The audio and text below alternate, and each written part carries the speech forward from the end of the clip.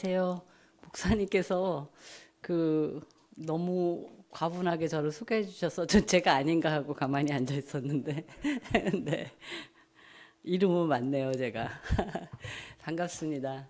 네, 저도 목사님 존경하고 또 사모님 두 분 정말 훌륭하신 분이고 그래서 정말 저도 사랑합니다. 사랑합니다. 네. 사실 저는 이제 얼마 전에 지난주에 이 동티모르라는 나라를 다녀왔어요. 동티모르 혹시 어디 있는지 아세요? 잘 모르시죠?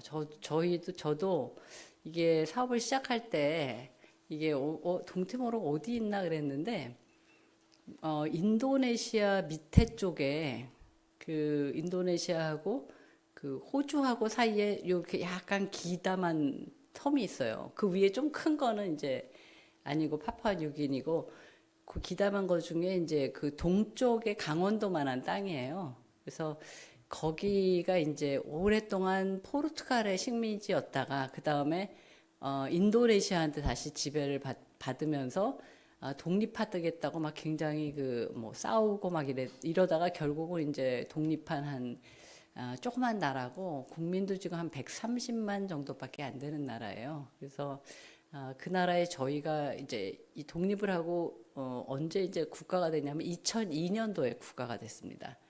근데 이제 우리나라에서 거기에 상록수 부대를 보내갖고 이제 그 치안이라든가 이런 것도 유지하고 또 이제 워낙 나라가 없었던 데니까 뭐 경찰 이런 훈련하는 거라든가 이런 것도 또 하고 하면서 이렇게 도움을 줬고 거기가 이제 유엔이 이제 선거를 처음 시작할 때 선거 관리를 했는데 선거관리위원으로 이제 손봉숙 그 교수님을 또 보내갖고 그분이 이제 관여하시기도 하고 또 이제 새마을운동에 또 가서 처음에 하기도 하고 저희도 이제 굉장히 일찍부터 그 조그만 마을에 가서 했는데 그런데 이제 계속 저희가 작은 사업이라고 하는 거는 이제 저희는 이제 소득을 증대하는 사업입니다. 그래서 농사를 어떻게 하면 조금 더 잘 짓게 할 수 있을까? 그 다음에 어떻게 하면 소득을 좀 증대하고 할 것인가? 근데 이제 여러분이 생각하시면, 농사를 잘 짓게 하면 이게 뭐 무슨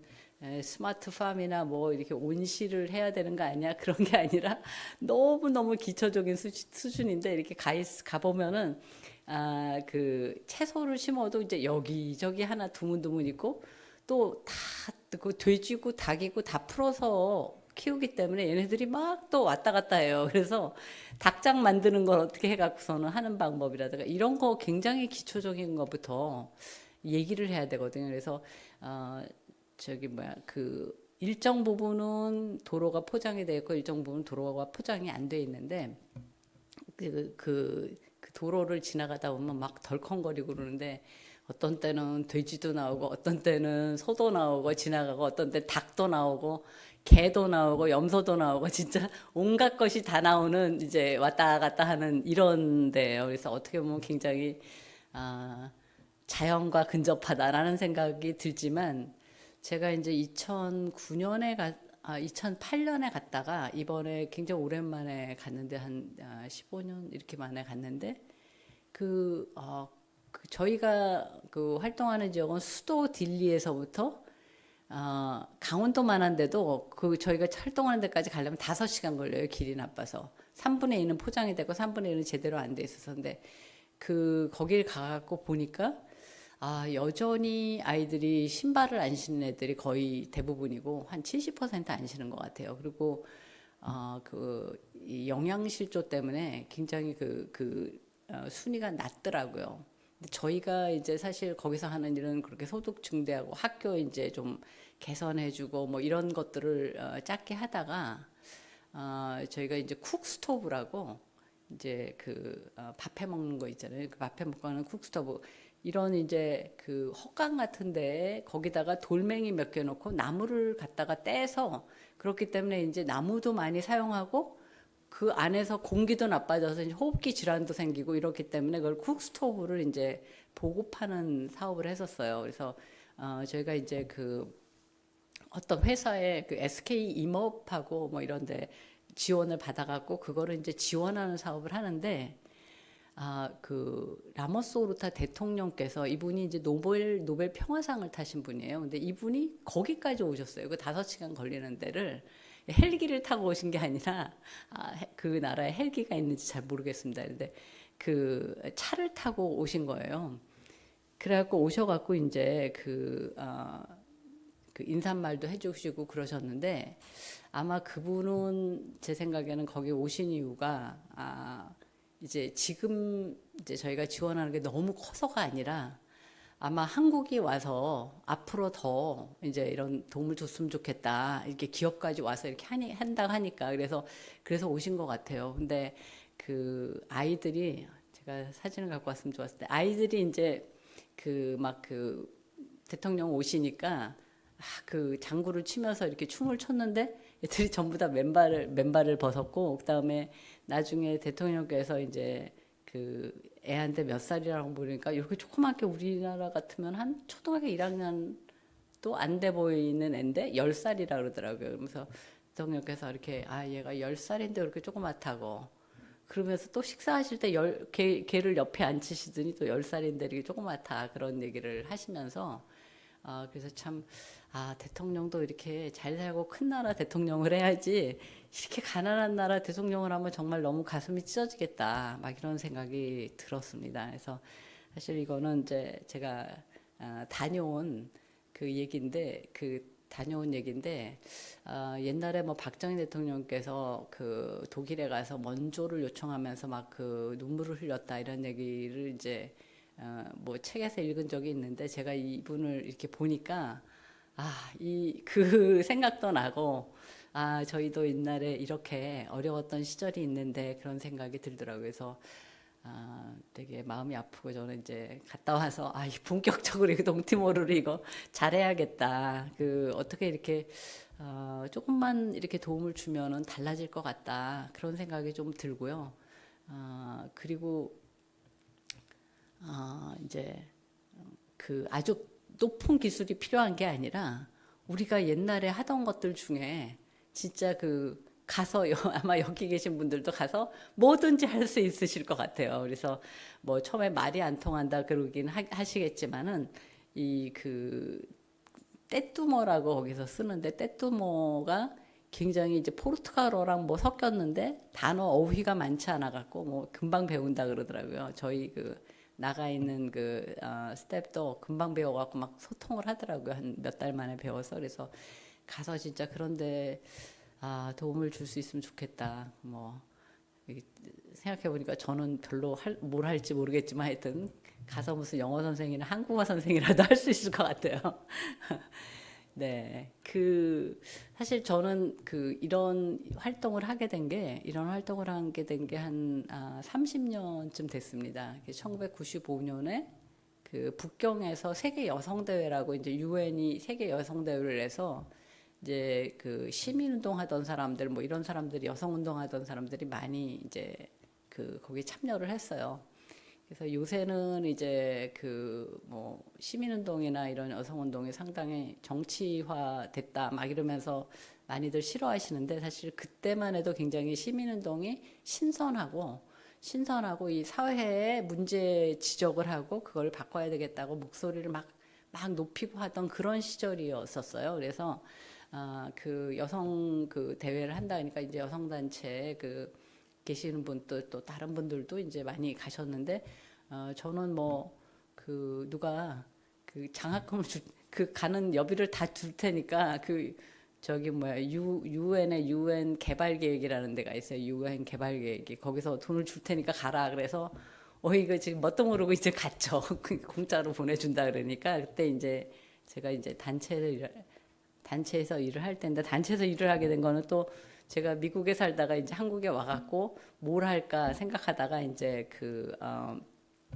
경실련이라는 단체에 이제 들어가게 됐어요. 서경석 목사님의 이런 여러분처럼 이렇게 제가 다니는 서울 영동교회에서 평신도 신학원을 했어요. 그래서 월요일 하루 종일 가서 이제 거기서 설교를 듣는데 강사님들 중에 한 분이 이제 서경석 목사님이었고 또 한 분은 이제 한동대 하신 그 여기서 강의를 하신 것 같은데요, 장로님?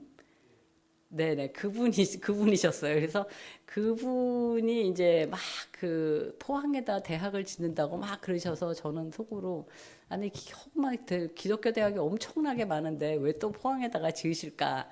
저게 될까 막 그랬는데 지금 그때 보면서 정말 대단한 분이다. 대단한 그런 그 믿음을 갖고 뭐 기도로 이렇게 하셨겠지만 그래서 그분이 한 분 계셨고 또 한 분이 이제 서경석 목사님이고 그래서 경실련이 이제 그 경제적인 그런 그 격차 이런 거를 어떻게 줄일 것이냐 그거를 이제 뭐 정책이나 이런 걸 바꿔야 된다 뭐 이렇게 해서 이제 만들었다 뭐 이런 얘기를 하시고 그래서 이제 저기 가서 자원봉사를 해야겠다 그래갖고 자원봉사를 이제 하러 간 거예요. 그래갖고 이제 2년이 돼갖고 제가 시작이 됐는데 근데 이제 거기서 제가 이제 하고 있는데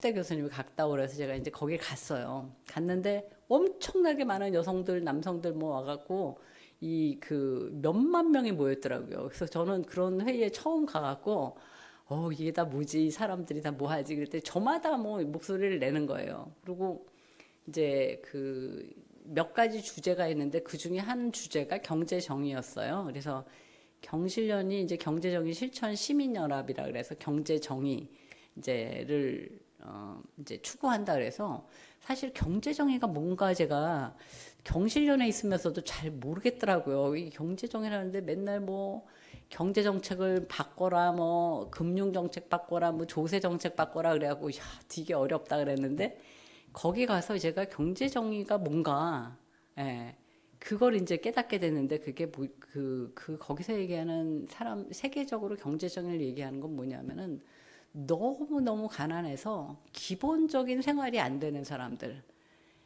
그래갖고 특히 여성들이 이제 그것 때문에 인권을 이제 유린당하는 그 상황. 이런 것들을 막 와서 토론을 하고 뭐 발표를 하고 또 증인을 데려와서 얘기하고 그러더라고요. 그래서 그때 이제 제가 들은 것들이 뭐냐면 너무 가난해서 이제 태국에서 딸을 그냥 방콕에 보내는 거예요. 이제 매춘을 하러 보내는데 그러면 이제 얘는 꼬박꼬박 그 돈을 보내야 돼요. 가족들한테. 그러니까 이게 배우지 못하는 사람들이 할 수 있는 돈벌이에 굉장히 중요한 거거든요. 그래서 그리고 또 이제 버마에서 그때 당시에 이제 막 여성들 군인들이 이제 뭐 강제로 성폭행하고 막 강물에 버린 거 그것도 이제 뭐 증언한다 그러는 사람이 있고 대만에 이제 시집을 갔는데 이제 동남아 여성들이 그랬는데 이제 뭐 인권 유린당하는 경우 필리핀 여성이 호주에 이제 가정부로 갔는데 호주가 너무 넓으니까 이 사람이 실종됐는데 어떻게 실종됐는지 찾지도 못하고 막 이러는 그런 얘기 문제 그런 사람들이 여러 명이다 막 이런 문제 그래서 저는 그때 이게 우리는 이제 그때 이제 95년만 해도 배고픈 게 어느 정도 해결됐기 때문에 그 다음 얘기를 하고 있는데 아직까지 세계에는 이렇게 정말 기본적인 먹고 살기 위해서 막 하는 이런 문제들이 심각하구나. 그랬는데 이제 제가 한국에 돌아와 보니까 한국의 이제 시민단체들은 뭐 정치 개혁해라, 경제 개혁해라, 뭐 환경 문제 이렇게 얘기하고 그러는데 전부 우리나라 얘기만 하더라고요. 그래서 바깥에서는 이렇게 하고 우리도 이런 상태였다가 외국의 도움도 받고 해서 했는데 우리도 이제는 남을 도와야 되지 않을까 이제 그렇게 생각이 들고 그러면서 이제 제가 다른 분들을 모시고 만든 단체가 이제 지구촌 나눔운동이라는 단체입니다. 그래서 제가 사무총장을 하다가 중간에 어떻게 정부에 좀 잠깐 들어갔다가 나와서 지금은 이제 이사장을 지금 3년째 임기가 3년인데 3년째 하고 있습니다. 그리고 이대에서는 국제대학원에서 가르치는데 거의 대부분이 외국 학생들이에요. 그래서 외국 학생들인데 어떤 학생들이냐면 우리나라의 원조 자금으로 장학금을 줘요. 그러면은 외국에 이제 학생들이 공무원이에요, 대부분. 그래서 나이대가 한 30대 이렇게 됩니다. 그래서 그 학생들이 그 여기 공부를 하러 와요. 근데 우리는 그렇게 우리에 대해서 잘 모르는데 밖에서는 지금 거기다가 이제 더하기 교환 학생이 와요. 이제 그 이화여대랑 이 협약을 맺은데 학생들이랑 이제 서로 보낼 수 있는데 오는데 뭐 굉장히 유럽 애들이 많이 와요. 뭐 그 네덜란드, 스페인, 뭐 그다음에 벨기에, 뭐 그 저기 뭐야 덴마크에서도 오고 그 이 친구들이 많이 오고 또 미국 학생들도 오고 그 뭐 이탈리아, 프랑스 뭐 정말 저희 클래스에 보면은 이제 거의 국적이 다 다른 학생들이 와요. 그럼 그게 왜 그렇게 오느냐? 이게 전에보다 이제 교환 학생들이 더 많이 오는데 이 개도국 학생들은 한국이 발전한 거에 대해서 이거 배우고 싶다 그러고 오는 거고요. 그다음에 그 교환 학생들은 지금 한국이 너무 오고 싶은 거예요. 한국이 이게 뭐 K자 들어간 K-팝, K-드라마 뭐 해갖고 정말 이게 그 한국 오는 게 꿈인 이런 학생들도 많고 그래서 지금 한국 학생들에 비해서 한국 학생은 한두 명밖에 안 돼요. 제 클래스에. 그래서 뭐 그 20명이다 그러면 거의 나머지는 전부 다 다른 학생이고 이렇게 되거든요. 그런 정도로 사실 바깥에서는 한국에 대한 그 인식이라든가 이런 게 지난 한 20년 사이에 굉장히 많이 바뀌었어요. 그래서 그렇게 많이 바뀌었다는 거는 뭐냐면 또 한국에 대해서 또 그만큼 이제 기대도 한다는 거죠. 그래서 이제 오늘 제가 여러분들하고 얘기를 나눌 거는 이제 한국의 국제개발 협력인데 그 목사님께서 이제 이 원조에 대해서 좀 강의를 해달라. 그래서 이제 왜냐하면은 이쪽에 이제 그 은퇴를 하실 분들 또 은퇴를 좀 준비하시는 분들이 이렇게 이런 걸 알면은 또 그 준비를 하는데 도움이 되지 않겠느냐 이렇게 말씀하셔갖고 처음에는 제가 이 국제개발협력이란 뭔가 이렇게 강의를 하다가 보니까 한국의 국제개발협력을 얘기를 하는 게 훨씬 우리가 이해하기가 쉽겠더라고요. 그래서 제가 뭐 다른 나라에서 어떻게 하고 있다라는 게 중요한 게 아니라 우리가 어떻게 지금 받아왔다라는 거와 어떻게 주고 있다 이런 거를 이제 들으시면은 훨씬 이해가 굉장히 빠르게 되더라고요. 그래서 오늘 이제 이거 강의는 저기 한국의 국제개발협력 이렇게 하겠습니다. 그리고 혹시 질문 있으시면은 중간에도 하셔도 좋습니다.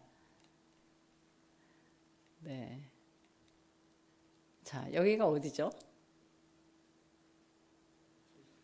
네.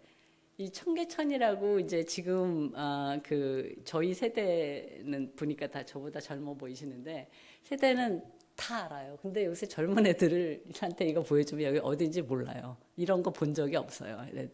젊은 애들은 그 학생들은 이게 이제 뭐 이렇게 변했죠. 한때는 우리가 저렇게 고가도로로 쓰다가 그 다음에 이제 다 없애고 이렇게 했는데 이게 지금 세계적으로 지속 가능한 발전의 모델로 굉장히 이걸 배우러 오는 사람들이 많고 유엔에서도 이게 굉장히 좋은 모델로 나와 있습니다. 그래서 뭐 우리가 처음부터 이렇게 지켰다면 좋겠지만은 경제 발전하는 사이에 필요에 의해서 저렇게 또 뚜껑을 씌웠다가 또 하고 다시 이제 자연으로 복원하고 그러면서 이제 자연을 많이 생각해서 이 도시를 지속 가능한 쪽으로 만든다. 이런 이제 그런 모델로 굉장히 많이 쓰입니다.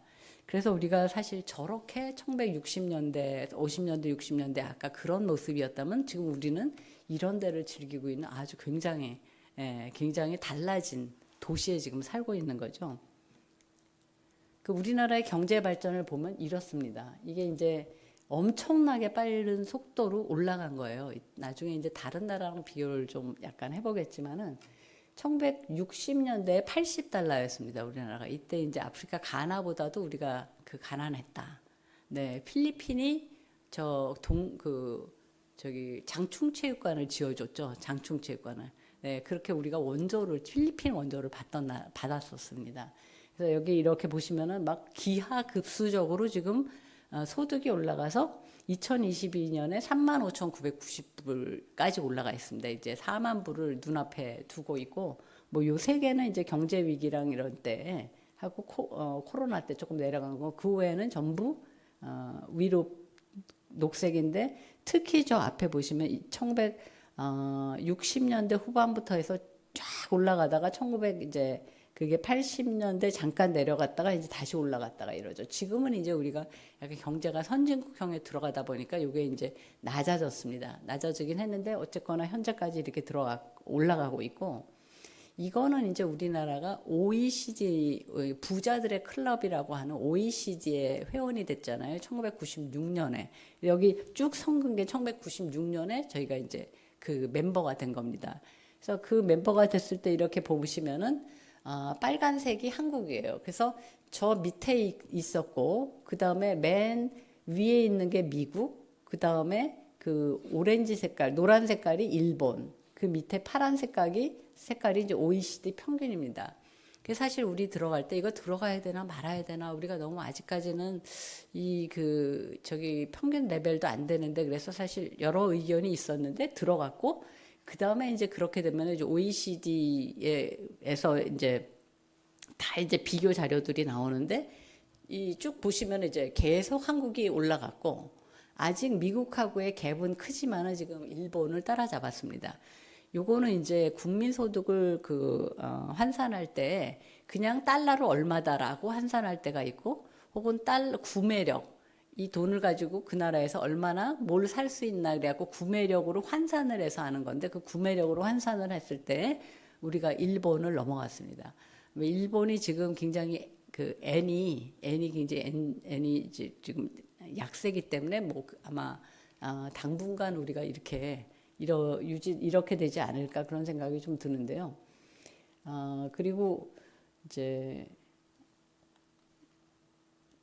1996년에 OECD에 가입하는데 2009년 11월에 OECD 다크에 가입했습니다. 이 다크라는 건 뭐냐면 영어로 이제 Development Assistance Committee에 갖고 개발원조위원회입니다.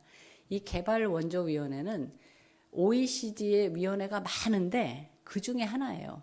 근데 이제 OECD에는 지금 제가 알기로 39개인가 이렇게 회원국이 있는데, 그 다크에는 29개 회원국이 있습니다. 29개에다가 EU, 유럽 연합이 이제 들어가 있어서 전부 30개 회원이라고 하는데, 거기에 가입했습니다.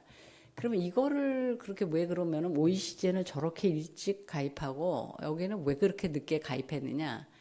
저기에 이제 들어가면은 저 다크가 이 해외 원조를 어느 정도 해야 된다, 어떻게 해야 된다 이래갖고 국제 그런 어떤 정책, 이 표준 가이드라인을 만들어서 그거를 자꾸 하라 그래요. 그러니까 뭐 그거 안 하면 어디 뭐 잡혀가는 건 아니지만 자꾸 얘기를 듣게 되죠. 얘기를 왜 니네 나라 안 하냐. 그리고 또 30개 회원에 얼마씩 하는지, 어디다가 그 돈을 쓰는지, 뭐 이거를 다 매년 보고서를 두껍게 만들어 갖고 이제 해요. 그러니까 이제 그렇잖아요. 이게 여기 선생님 하신 분들이 많으신 걸로 알고 있는데, 그 성적을 자기만 받아볼 때는 좀 나빠도 괜찮은데, 이게 뭐 성적표를 갖다 벽에다 붙이면 정말 창피하잖아요. 못하는 게.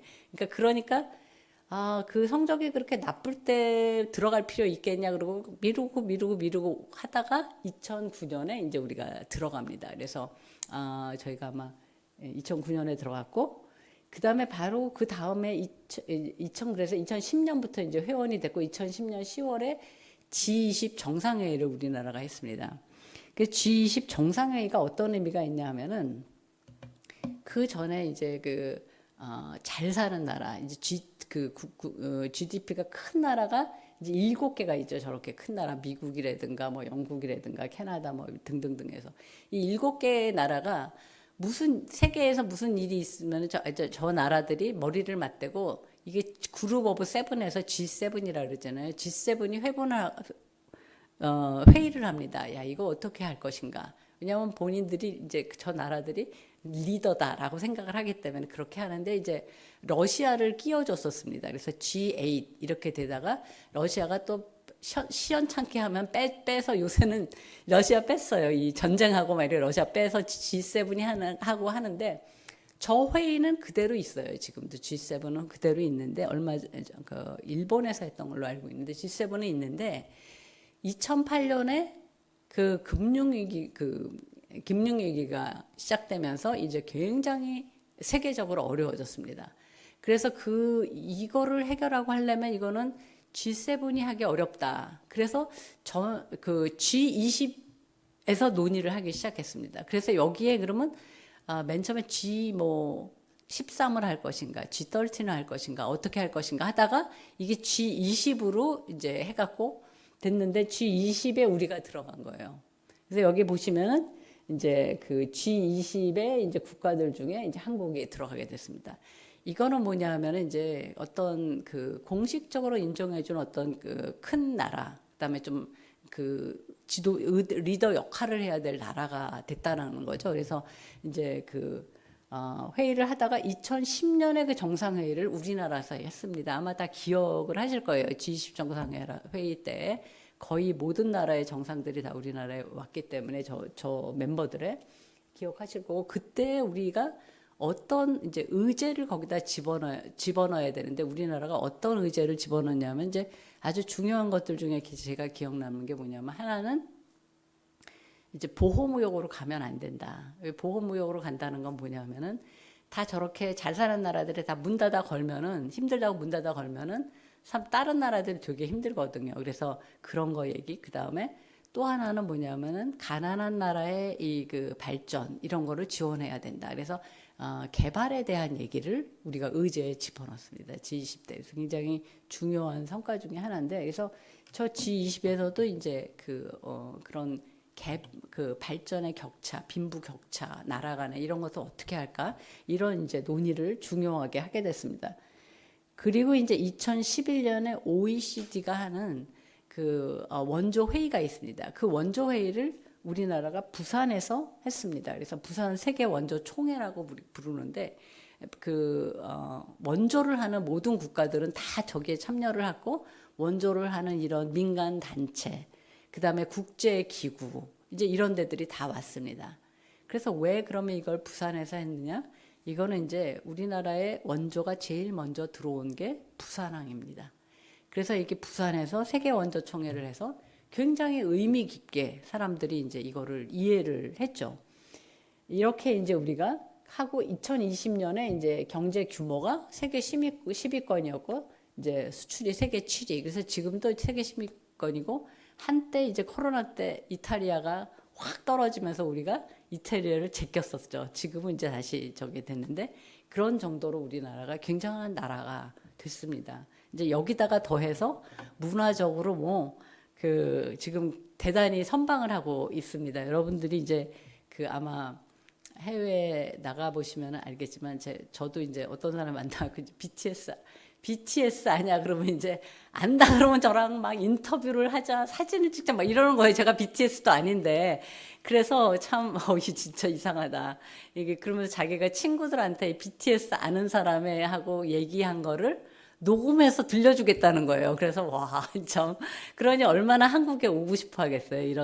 이런 애들은. 네, 그런 정도로 지금 우리나라는 대단한 나라인데 사실 제가 그 이대 국제대학원에서 이제 한국 학생들이 뭐 한 2명, 3명 이렇게 있고 그러면은 이제 제가 이제 개발 협력에 대해서 가르치니까 이제 물어봅니다.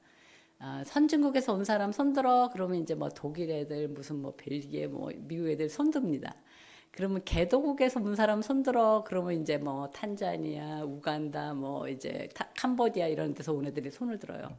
한국 애들이 손을 안 들어요. 그래서 너네 왜 안 드냐? 왜 안 드냐? 그러면은 얘네들이 자신이 없는 거예요. 그래서 저는 참 이상하더라고요. 그래서 이게 왜 이럴까? 그러면서 뭐라 그러냐면 경제적으로는 발전을 했지만은 아직까지 뭐 가부장제가 남아 있다. 뭐 남녀 그런 성별 차별이 있다. 뭐가 아직도 뭐 발전이 안 됐다. 어떤 이런 이제 그걸 많이 얘기하더라고요. 그러고 나서 이제 외국 학생들한테 한국이 선진국이라고 생각하는 사람 그러면 100% 들어요. 한국이 개독이라고 생각하는 사람 아무도 없어요. 그래서 얘네들은 이상한 거예요. 야, 한국이 이거 선진국이라서 배우러 왔더니 이게 웬일이지? 한국 애들이 왜 손을 안 들까? 그래서 제가 한국 사람들은 굉장히 이 그 기대 스탠다드가 높아서 웬만하면은 이게 개발 선진국이라고 안 생각하고 웬만하면 자기가 부자라고 안 생각한다. 엄청나게 부자여야 부자라고 생각하지. 이렇게 뭐 10억짜리 아파트 이러면 나는 이게 왜 나는 30억 아파트에 안 살지? 이렇게 생각하는 그러니까 약간 너무 스탠다드가 높다 이런 얘기를 막 하고 웃는데 네, 좀 우리가 사실은 굉장히 어떤 기대치가 높은 것도 있겠지만은 사실 객관적으로 볼 때는 한국은 대단한 나라입니다. 그래서 그런 아마 이제 아실 것 같고요. 한국이 이제 언제부터 언제까지 원조를 받았나? 이제 원조 역사는 사실 이렇게 아까 목사님이 ODA 말씀하셨지만 ODA는 사실 OECD가 쓰는 전문 용어예요. 보통은 우리가 원조 또 해외 원조 이렇게 얘기하죠. 근데 이제 이거를 OECD가 Official Development Assistance 해갖고 원조에는 여러 가지 원조가 있으니까 정부가 공적으로 하는 공적으로 개도국을 지원하는 그거를 ODA라고 하자. 그래서 요거는 뭐냐면은 개도국을 지원하자고 돕는데 뭐 일본에 지진이 나서 지원했다 이런 거는 안 치는 거예요. 그 다음에 이제 민간이 모금을 해서 지원을 했다. 그러면 ODA에 안 들어가요. 이거는 왜냐하면 정부가 한 게 아니기 때문에. 그래서 요거는 딱 정부가 이제 하는 거죠. 정부가 하는 거라서 ODA라고 그래요. 그리고 그 역사는 언제부터 시작했냐면은 1945년에 2차 세계대전이 끝난 다음부터 이거를 ODA라고 하기 시작을 했고요. 에이드라고 하기를 했겠는데 이게 미국이 이제 유럽이 다 2차 세계대전 이후에 다 망가졌으니까 어떻게 유럽을 도와줄 것인가, 유럽의 재건을 도울 것인가. 그래갖고 이제 지원한 게 이제 마샬 플랜이라는 게 있습니다. 그래서 마샬 플랜을 통해서 지원한 것부터가 이제 말하자면 이런 원조의 정부에서 하는 원조의 이제 시초다라고 얘기를 하고 있습니다.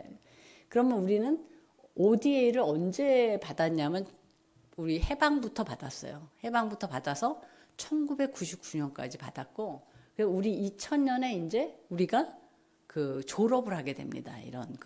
이 졸업을 한다는 거는 한국에 이제부터는 한국에 돈을 주는 거는 원조로 치질 않아요. 그래서 2000년 이전에 한국한테 원조로 준 건 이건 ODA로 치는데 이제 지금 2000년부터 그 이후에는 한국에 뭐 무슨 재난이 나서 누가 돈 줬다. 이거는 ODA로 치지 않습니다. 그래서 그런 이제 차이점이 있는 거죠.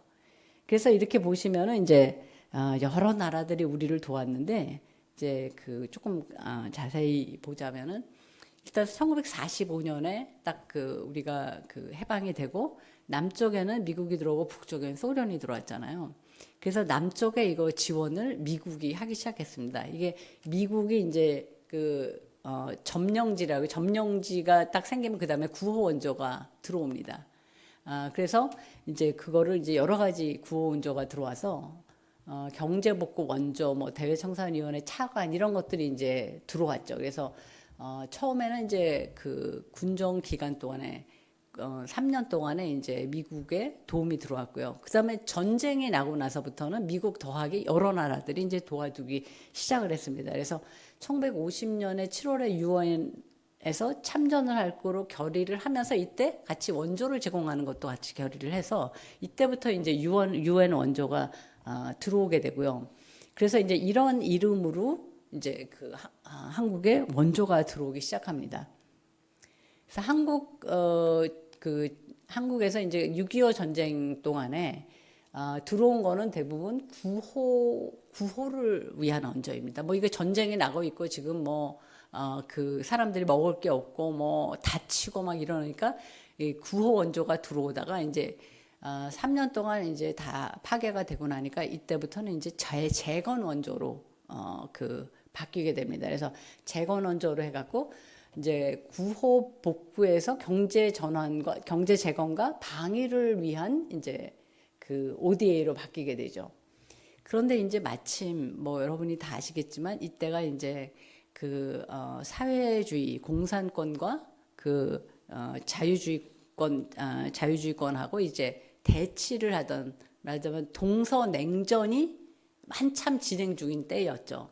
그래서 이제 한국은 그 자유진영의 거의 마지막 보루였고, 여기를 잃어버리면 이제 일본으로 완전히 이게 그 경계가 가기 때문에 여기를 굉장히 지키려고 하는 게 있었고, 또 소련도 마찬가지로 이제 그 북한을 지키려고 하는 이게 있고, 뭐 나중엔 중공까지 이제 참전을 해가고 같이 했잖아요. 그래서 여기 우리가 굉장히 그 경계였고, 이러면서 이제 한국이 굉장히 이 자유진영의 전략적인 그 지역이 돼버렸고, 그러면서 이제 한국이 많은 혜택을 받았죠. 어떻게 보면은 미국에서도 우리를 그 MFN에서 그 최혜국 대우를 해줘갖고 한국하고의 관계를 이제 굉장히 중요시했었고 그렇습니다. 그래서 이때 이제 인프라 지원으로 들어온 게 뭐냐면은 철도, 비료 공장, 병원, 그다음에 발전소 이런 겁니다.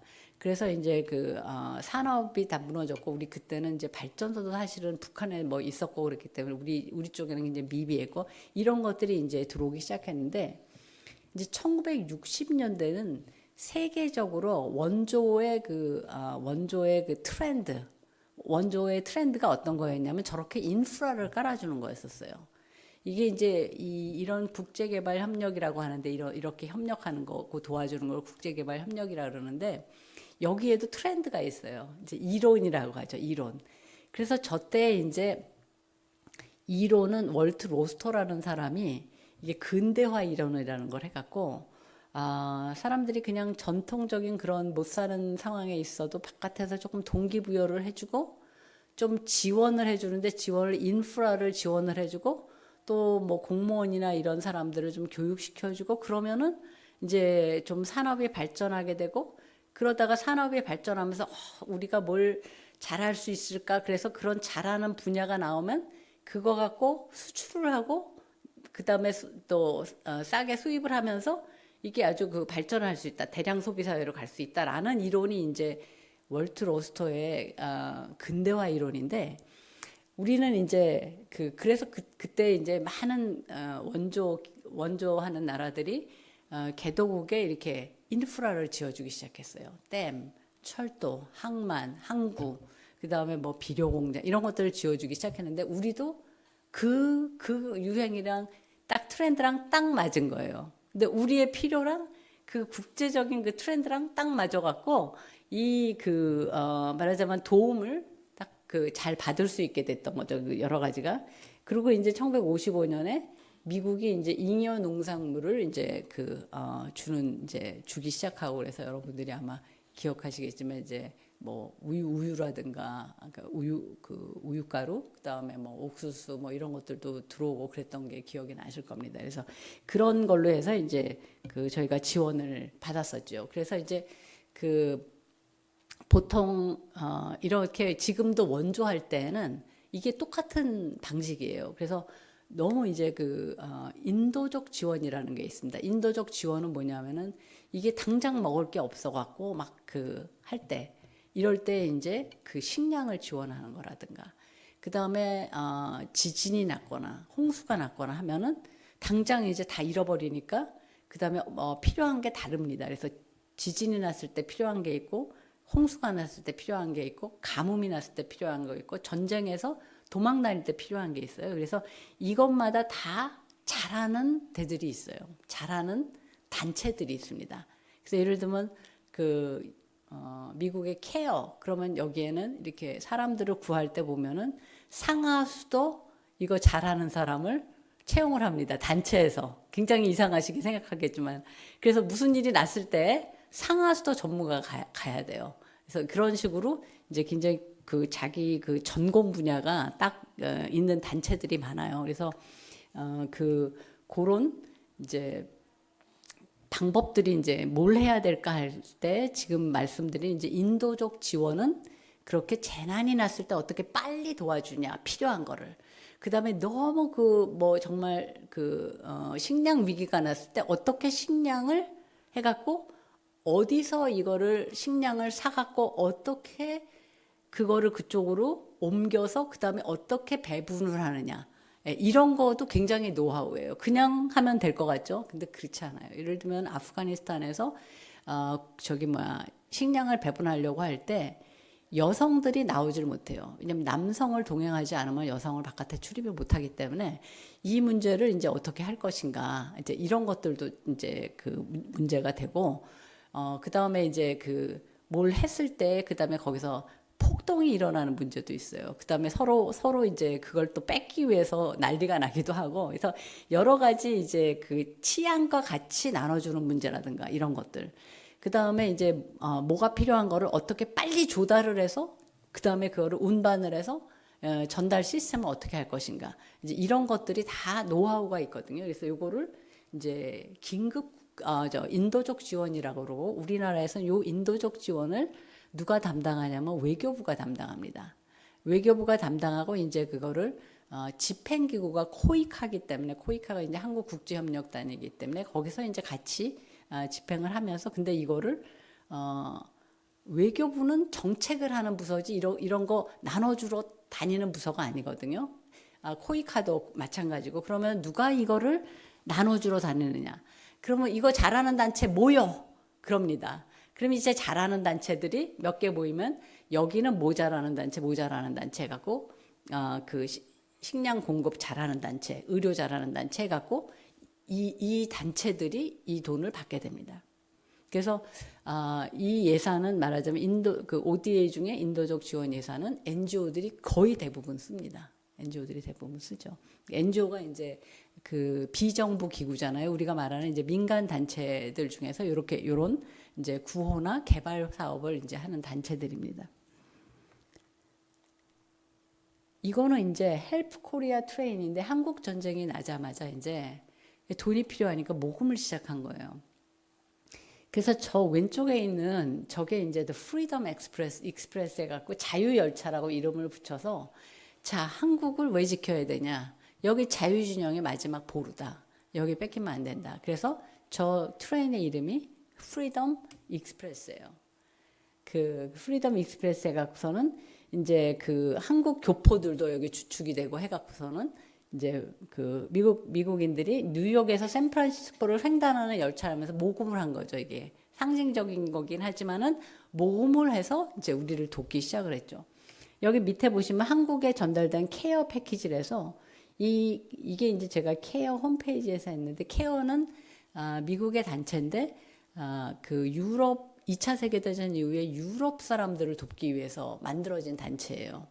그랬는데 이제 한국 전쟁이 나니까 그 유럽에 전달하던 그 패키지처럼 한국에도 전달을 했고, 어떤 패키지는 열어보면은 이제 스팸부터 시작해갖고 이제 먹는 게 들어가 있는 패키지가 있고, 어떤 저 패키지는 이제 털실하고 이제 그 바늘이 옵니다. 그러면 이제 이거 갖고 짜갖고 옷을 입기도 하고 뭐 이렇게 했던 케어 패키지가 이제 유명한 거죠. 그리고 이제 그때 우리 고아들을 돌보기 위해서 이제 그 미국의 밥 피어스 목사님이 한국에 오셔서 한경재 목사님하고 해서 만든 게 이제 옛날에는 선명회, 지금은 이제 월드비전이 됐죠.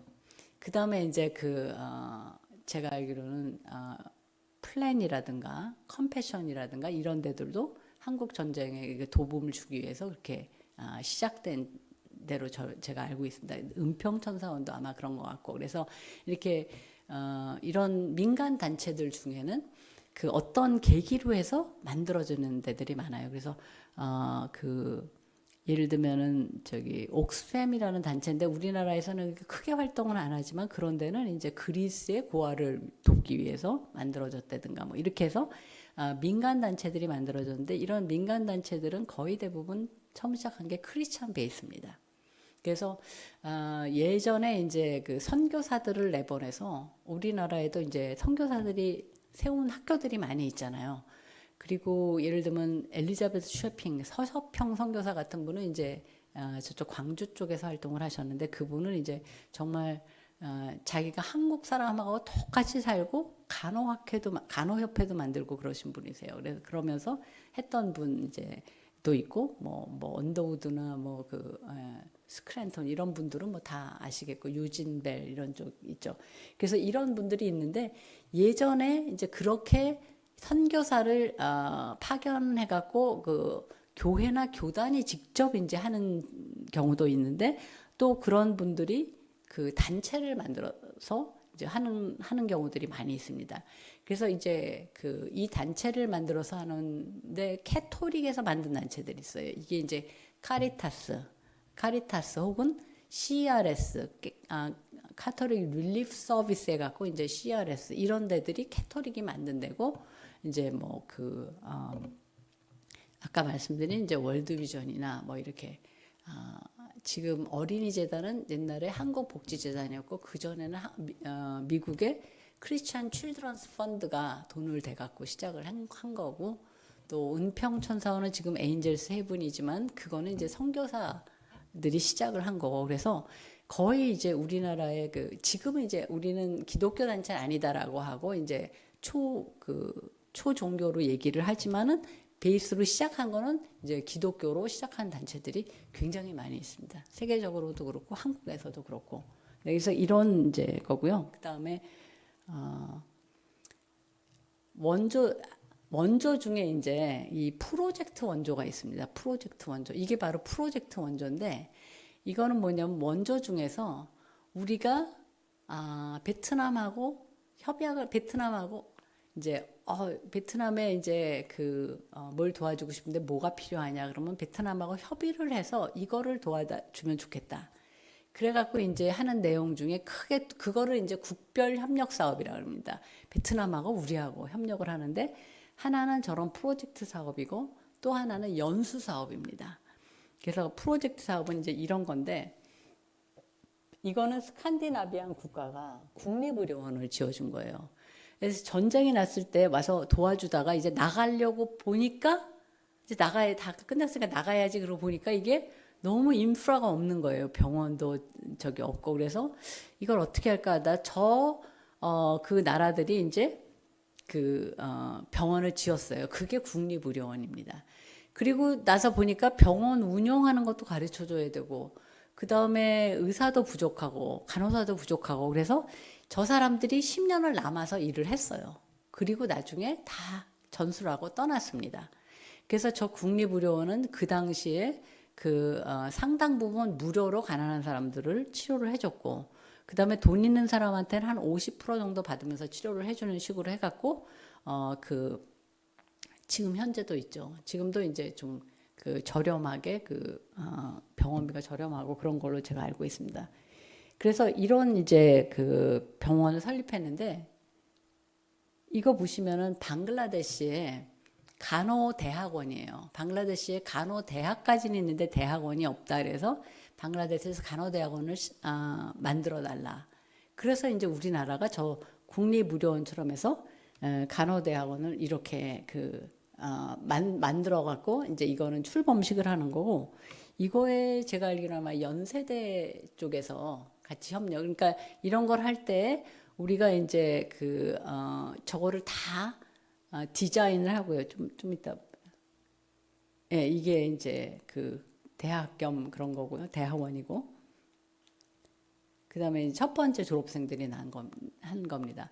그러면 저거를 어떻게 설립하고 운영하고 하는지를 이제 알아야 되니까 이런 거를 다 코이카가 협의를 상대 국가하고 방글라데시하고 협의를 하지만 결국은 저거를 하는 사람들 저기 가서 저거를 하는 사람들은 많은 경우 한국에서 전문가가 갑니다. 그러니까 이제 뭐 연세대학교하고 같이 이제 협력을 해갖고 내용은 이제 연세대학교가 채우고 어느 정도 한 다음에는 완전히 이양을 하고 나오는 방식으로 하고 있습니다. 이게 이제 프로젝트 사업이라고 하죠. 우리도 이제 옛날에 받았던 방식으로 그대로 이제 하는 경우들입니다. 요거는 이제 아까 국별 사업 중에 프로젝트 사업이 있는가 하면 연수 사업이 있습니다. 요거는 연수 사업은 그 나라하고 협력을 해서 우리 지금 이게 진짜 간호사들 이렇게 트레이닝이 많이 필요하다. 그럼 우리가 간호사를 초청해서 하기도 하고. 저쪽에서 예를 들면 우리가 이제 이제 뭘 해야 되는데 산업 발전 경제 발전 정책을 해야 되는데 이거를 좀 자문해 줄 사람이 필요하다면 우리가 사람을 파견하기도 하고 그럽니다. 여기서 전문가들을 파견하기도 하고 그래서 그런 거를 연수 사업이라 그래요. 연수 사업이라 그러는데 요게 바로 그런 연수 사업입니다. 그래서 미국의 국제협력본부가 이제 그 ODA로 이 교육을 시킨 건데 1955년부터 62년까지 서울대 의대 공대 농대 교수 이제 220명을 거기 데려가서 장단기 연수를 시켰고 또 그 사람들이 여기 와서 대학 교육 체계 전반에 대해서 자문을 해줬습니다.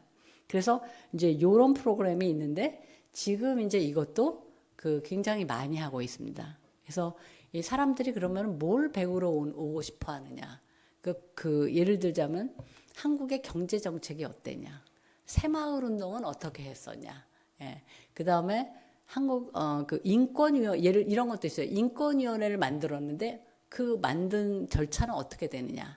그래서 이런 것들 해주고 그 다음에 그 뭐 예를 들면 이제 그 환경 정책을 이렇게 했는데 어떻게 했냐 이런 걸 배워갖고 그 다음에 자기네 나라 가거나 그래서 이거를 그러면 할까 말까 어떻게 할까 이걸 하게 됩니다. 그래서 예를 들자면 이제 그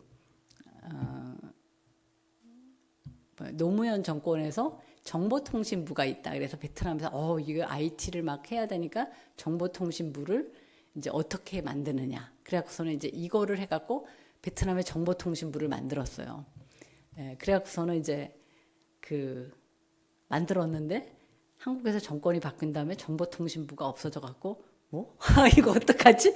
우스갯소리로 그런 적도 있고 또 이명박 정부에서 녹색 성장 이거 좋다 그래갖고 녹색 성장을 다 해갖고 이렇게 해서 베트남에서 그걸 베껴갖고 하는데 정권이 딱 바뀌더니 녹색 성장이 딱 없어지고 창조 경제에서 이게 또 녹색 성장이 한국이 안 하네. 그래갖고서는 그쪽에서 되게 좀 당황했다 이런 얘기를 제가 거기에 나가 있는 이제 코이카 사무소장한테 들은 적들이 있습니다. 그래서 우리한테 이제 배워가려고 하는 것들이 사실 되게 많아요. 어떤 때는 그게 정권이 바뀌면서 막 바뀌어갖고 이 혼동을 일으키긴 하지만 어쨌거나 그런 식으로 이제 사람들한테 하고 그래서 이제 은퇴하신 공무원들이 가시는 경우들도 많아요.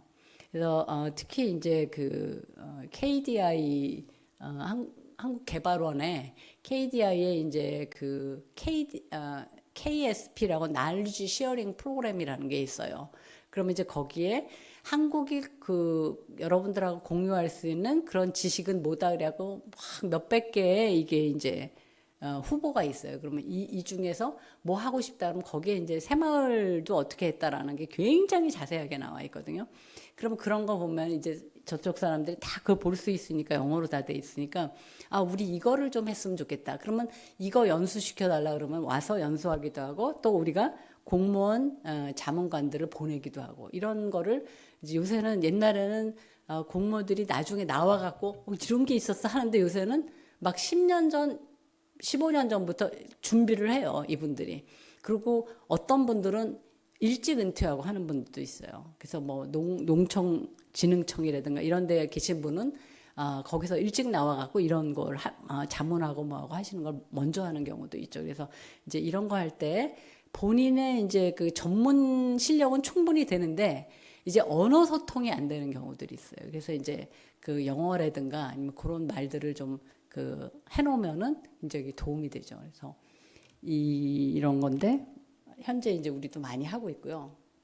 그 다음에 이제 1960년대에 들어오면서 경제개발 5개년 계획이 시작을 했습니다. 그래서 이제 62년부터 67년 이게 1차, 2차 다 기억하실 거예요. 그래서 처음에는 이제 우리가 노동력이 많으니까 노동 집약적인 산업을 했죠. 그래서 섬유, 봉제, 신발, 전자 이런 거를 하다가 그 다음에 이제 국가 기관 사업 이런 거를 위해서 차관을 도입해서 그 후에 이제 중공업 쪽으로 넘어가게 되죠.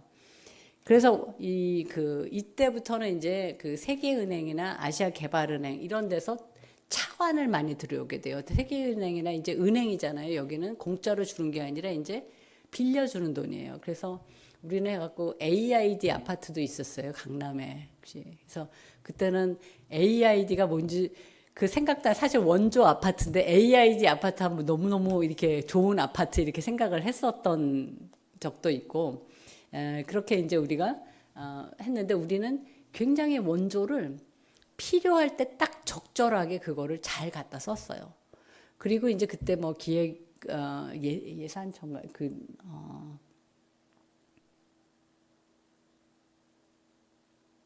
경제부처인데 예산실 말고 전체를 그 했던 부처 갑자기 생각이 안 나는데 예, 경제기획원 해갖고요. 다 그 기획 세우고 그 다음에 우리가 먼저 계획을 세우고 어떤 게 필요할 것인가, 어떤 돈을 갖다 쓸 것인가 이거를 우리가 주도를 했어요. 근데 이제 그게 당연하지 이렇게 생각하실지 모르지만은 그동안에 원조를 이렇게 많이 했는데 왜 성공을 못했냐 다른 나라들은 할 때 물어보질 않았다. 그냥 그 원조를 주는 나라가 다 계획하고 니네 이게 필요할 것 같아. 그래갖고서는 이제 그런 식으로 해서 이제 이게 성공하지 못했다라는 그런 이제 연구 결과들이 많아요. 그런데 우리나라는 이 원조를 굉장히 성공적으로 썼다. 이게 왜 그랬을까 했을 때 한국의 주인의식을 갖고 그거를 다 주도적으로 썼다. 그래서 그걸 위해서 정부 부처도 다 거기에 맞게 하고 그리고 협의하는 기구도 만들어서 했다. 그래서 굉장히 모범적인 사례로 한국이 나오고 있습니다. 근데 그때 이제 설립된 것 중에 하나가 한국과학기술연구소. 저기 이제 대한국제경제협의기구가 그렇게 원조를 전체적으로 협의하는 그런 기구를 만들었었고요. 그 다음에 한국과학기술연구소가 설립됐죠. 1966년에 설립됐는데 이거는 이제 미국에서는 뭘 해줄까. 과학기술연구소가 지금 필요하겠나 막 그랬는데 사실 이게 박정희 대통령이 이거를 강력하게 요구해서 만들었다고 해요. 그래서 이제 이게 됐는데 지금 이제 키스트라든가 카이스트 다 여기서 우리 배출하고 엄청난 우리 국가 발전에 기여를 한 곳이죠. 그래서 이제 베트남이 한국에 이게 우리도 저 키스트 같은 거를 세워달라 그런 거예요. 그래갖고 이제 V 키스트라고 만들었습니다. 그래서 비엣 키스트인데 2023년에 이제 이거를 오픈을 했습니다. 1월에 올해 1월에 오픈을 했고. 이렇게 이제 만들어졌고, 그렇습니다. 그래서 이거는 이제 누가 그러면은 그 파트너냐, 그 내용을 넣는 누군가가 있어야 된다 그랬잖아요. 키스트가 파트너입니다. 그래서 이게 정부 간에 협약을 하지만 이게 키스트에서 이 내용을 채워놓고 하는 거를 같이 협약해갖고 하는, 협력해갖고 하는, 이렇게 해서 우리가 지금 경험을 가지고, 하고 있고요. 그 다음에 1970년대에 이제 새마을 운동을 하면서 이제 국민 운동을 했고 생식량 증사를 추진하면서 중화학 공업을 육성을 하기 시작을 했습니다. 그래서 이제 중화학 공업을 육성을 하다 보니까 여러 가지 기술을 가진 사람들이 필요해요. 그래서 기술을 가진 사람들이 필요한데 이제 그래서 직업훈련원이 굉장히 많이 생겼습니다. 근데 이제 이게 직업훈련센터가 성공하지 못한 사례가 되게 많아요. 다른 나라에. 근데 우리나라는 이 경제 정책과 직업훈련을 세우는 거가 같이 맞물려고 이거를 다 정부에서 이렇게 정책적으로 어떤 사람이 필요하다면 그거를 기술을 가르치고 이게 굉장히 잘 조정 코디네이션이 돼갖고 됐기 때문에 상당히 성공적으로 이제 이 직업훈련원이 됐고 이제 가장 직업훈련에 앞서 있다고 하는 나라가 독일인데 우리가 독일의 도움도 받았고 또 다른 나라의 도움도 받았습니다. 그래서 저게 창원기능대학이 이제 1977년에 독일에 그걸로 받았고요. 그래서 지금은 전부 다 이게 폴리텍이 됐습니다. 폴리텍이 됐고요. 그다음에 1973년과 79년에 두 차례 오일 쇼크, 우리 석유 파동이라는 게 와갖고 막 물가 올라가고 굉장히 우리 어려웠었는데 그때 많은 나라들이 이제 도산 위기에 가서 IMF에 가서 이제 돈도 꼬고 그랬는데 우리는 이거를 이제 외채의 이 위기를 잘 극복을 한 나라 중에 하나입니다. 그리고 이제 대일 청구권 자금을 이제 받은 게 이제 5억 달러를 받아서 포항제철이라든가 소양강댐 이런데 경부고속도로 이런데 이제 갖고 전부 다 인프라에 우리가 이 돈들을 투자를 했습니다. 1980년대에는 이제 보시면은 1980년대 그 후반에 그 대규모 무역 적자와 경제 호황으로 그 경제 성장률이 10%가 넘어가면서 굉장히 호황이었습니다. 그래서 88년에 서울 올림픽을 성공적으로 개최를 했고요. 그리고 이때 그 원조는 어떤 그러면은 그 아까 1960년대에는 근대화 이론에 따라서 인프라를 해줬다 그러는데 그러면 1980년에는 원조를 어떻게 했냐? 그러면 이 차이가 있습니다. 1960년대에는 그런 이제 근대화 이론으로 여러 가지 인프라를 해줬는데 별로 성공적이지 못해서 가난한 사람들이 굉장히 고통을 받고 그래서 이 그 1970년대는 그 기본적인 의식주 이런 걸 해줘야겠다 그래서 상당히 좀 기본적인 필요를 채워주자 이런 걸로 갔다면 1980년대에는 외환위기 때 굉장히 많은 나라들이 어려움을 겪고 돈을 꾸러 IMF에 갔어요. 그러니까 IMF나 월드뱅크가 돈을 빌려줄 때 이런 거를 해야 된다. 그래서 구조조정을 해야 된다 그랬습니다. 그래서 시장을 개방하고 그다음에 자유화하고 그다음에 공기업 같은 거를 좀 그 민영화하고 이런 조건들을 달았는데 이제 우리는 사실 돈은 꾸지는 않았는데 저 때에 덩달아서 같이 좀 자유화와 개방화를 한 면들이 있습니다. 그러면서 또 IMF에 그 돈을 꾸러 가진 않았기 때문에 우리 경제가 하면서 저것들이 이제 그 다른 나라는 억지로 하면서 좀 힘들었지만 우리는 그래도 경제가 좋을 때 저런 걸 하면서 어렵지 않게 1980년대를 지나갔고요. 그 아마 그때 레이건 대통령이나 그 대처 수상 이런 사람들이 대처리즘, 레이거노믹스 하면서 이제 그 경제를 저도 그 민간 영역을 활성화하자 막 이러면서 이제 우리나라도 좀 민간 영역을 활성화하는 방향으로 이렇게 갔었고요. 그때 이제 그 나카소네 총리가 1983년에 방한을 해서 향후 7년간 40억 달러 엔차관을 주겠다 그랬어요. 근데 이제 그 일본이 아마 여러분들이 일본은 경제적 동물이다, 이코노믹 애니멀이다 그러고 막 그 무시를 한 적이 있었어요 한때. 그게 왜냐하면 이제 저게 1970년대, 80년대 초반에 일본이 굉장히 그 경제적으로 잘 사는데 바깥에 나가면은 뭐 별로 일본을 이렇게 좀 존경하는 것 같지가 않고 이렇게 그래서 왜 그럴까 하다가 생각해 보니까 이게 우리가 어떤 이렇게 그 국제사회에 대한 그런 지원을 약하게 하고 있다. 그래서 이제 나카소네 수상이 굉장히 이거를 ODA로 올렸습니다. 그래서 1987년인가부터 몇 년 동안은 미국이 원조 금액이 세계 1위였어요. 미국보다 더 많이 했습니다. 그래서 일본이 한때 그런 적이 있었죠. 그래서 바로 이제 그 시기에 이제 나카소네 수상이 오신 거고 우리는 이제 경제가 이렇게 좀 잘 나가고 이러니까 기업들을 이제 민영화를 해서 기업들을 많이 키워야 되고 기업들이 이제 수출을 해야 되고 이러니까 기업들을 이렇게 도와줘야 되는데 이 어떻게 도와줄까 하다가 딱 일본을 보니까 OECF라는 게 있는 거예요. 이게 뭐냐면은 일본의 차관인 거죠. 일본에서 원조를 주는데 차관으로 주는 거예요. 그러면서 이제 차관을 주면서 기업들이 거기에 이제 더불어서 같이 나가는 거를 우리가 보고 우리도 좀 이런 모델을 이제 좀 본땄으면 좋겠다 그래갖고 만들어진 게 이름도 비슷한 EDCF예요.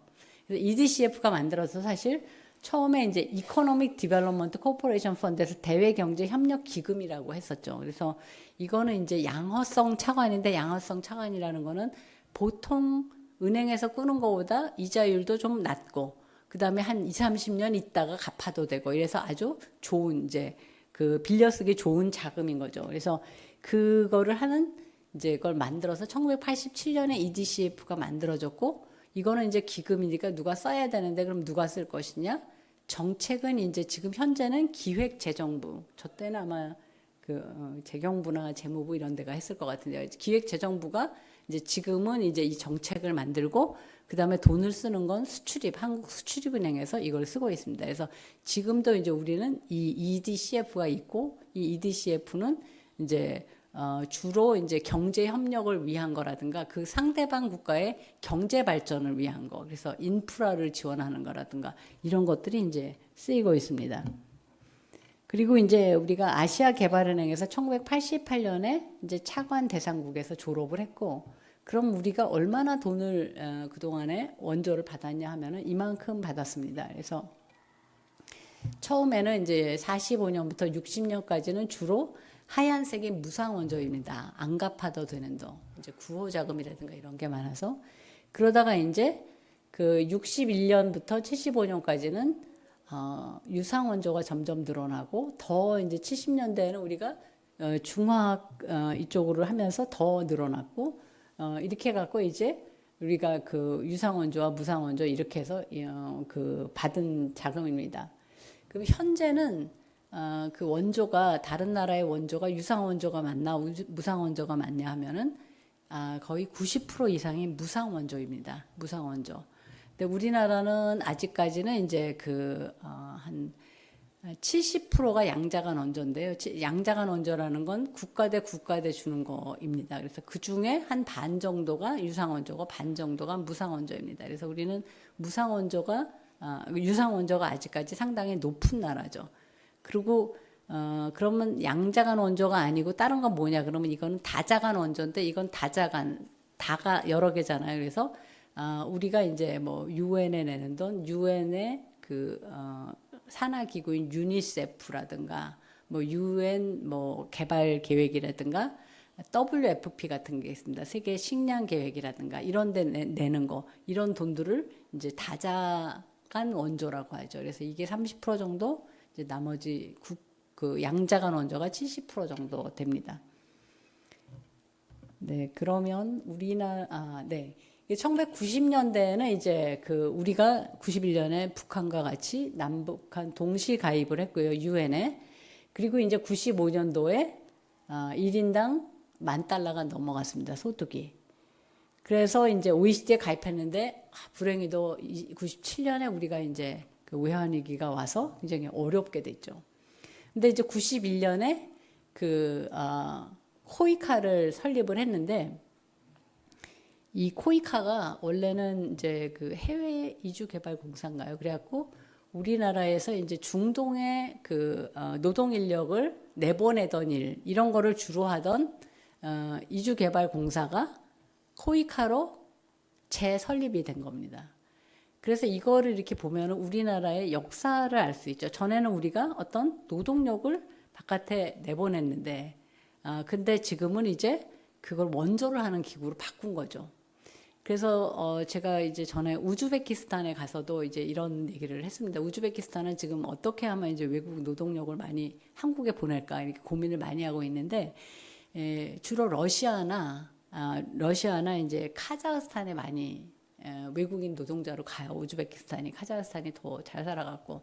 근데 이제 한국에 오고 싶어 하는데 한국에는 이제 쿼터가 적다 막 이런 얘기를 하더라고요. 그러면서 자기네들 뭐 그런 얘기를 해서 제가 이 얘기를 하면서, 우리도 이제 한때 그렇게 우리 돈을 외화를 벌러 나갔지만은 지금 이제 그 기관이 원조 기관이 됐다. 그래서 우즈베키스탄도 아마 머지않아 그렇게 될 것 같다라는 얘기를 하면 굉장히 좋아합니다. 그래서 우리도 이렇게 발전해서 하는데, 이제 코이카가 그런 기관이고요. 코이카는 이제 그래서 무상 원조를 주로 하고, 수출입은행이 유상 원조를 주로 담당하는 기관입니다. 한국 경제가 어떻게 발전했나 이렇게 비교해 보시면은, 저 밑에 있는 나라들이 아르헨티나, 칠레, 그런 데죠. 그 다음에 뭐 맨 밑에 있는 데는 케냐고, 그 위에가 이제 인디아. 근데 아르헨티나, 케냐, 멕시코, 중남미 국가들이 이제 아예 1980년대에 석유 파동 이후를 그걸 견디지 못하고 저기서부터 이제 처지기 시작했습니다. 그런데 한국은 저거를 잘 극복하고 넘어가면서 저렇게 치고 올라가서 제일 위에 있는 게 이제 한국이고, 그 다음에 옆에 보시면은 이제 맨 밑에 베트남, 인도네시아, 그 다음에 중국, 말레이시아 이렇게 갖고 올라가고 있죠. 지금 이제 요거는 2008년까지만 이렇게 되어 있기 때문에 우리 위에 이제 일본이 있고 대만이 있지만은, 지금 이제 대만이랑 약간 하고, 그 다음에 이제 일본은 구매력 환산으로 이제 넘어선 걸로 그렇게 지금 통계는 나오고 있습니다. 지금 많은 부분은 제가 여러분한테 이제 한국이 어떻게 원조를 하나를 말씀을 드렸어요. 그래서 이 공여국인데 이제 어떻게 그동안에 공여 역사가 되어 왔나 보시면은 우리나라는 굉장히 오래전부터 사실 원조를 해왔어요. 1963년에 이렇게 보니까 한국이 이게 정부가 굉장히 잘하는데 그러면 다른 주변에 아시아의 다른 나라도 좀 한국 가서 배우게 해. 그래서 미국의 USAID 돈을 줘서 한국이 그 외국의 공무원들을 훈련시키는, 교육시키는 이런 프로그램을 시작했어요. 이게 이제 최초의 원조인데 그거를 바로 2년 후에 우리 자금으로 하게 됐어요.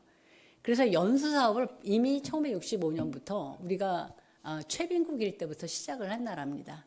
그래서 그러다가 이제 전문가를 해외에 파견하는 것도 했고 연수생을 초청하는 것도 했고 이렇게 이제 의료단도 파견하고 이렇게 시작했는데 1969년에 프로젝트형 기술협력 사업을 시작했는데 아주 조그맣게 해갖고 이거는 뭐 그 시초라고는 할 수 없지만 하여튼 조금씩 우리가 그런 연수 사업은 해왔습니다. 그러다가 이제 뭐 태권도 사범도 내보내고 이렇게 하다가 1977년에 이제 기자재를 이제 물자를 공유하는 무상 원조 사업을 처음 시작을 했고요. 그 다음에 이제 그 개도국 인사를 계속 초청하는 거라든가 뭐 이렇게 건설부, 노동부 이런 데가